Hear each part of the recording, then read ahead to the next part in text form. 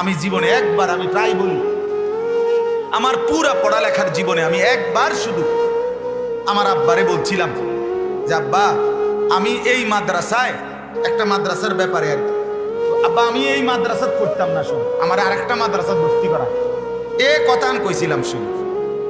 আমার আব্বা স্পষ্ট বলছিল, আমার আজও মনে আছে, ফুত পরের বেলা ভাত আমার ঘরে খাইও না, এক লোকমা ভাত খাবে না বাইর, আমি যেখানে পড়তে দিছি এনে পড়তে হইব, নইলে তুমি তোমার মতো করে খাও, নইলে পড়ো, নইলে যেটা মনে করে বাইরে বেটা।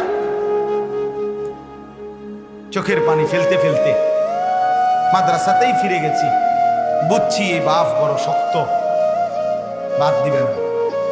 বাবার সেই কঠোর শাসন, আলহামদুলিল্লাহ আজকে মালিকের গোলাম, আপনাদের সামনে দু চার কথা বলার তৌফিক হয়েছে।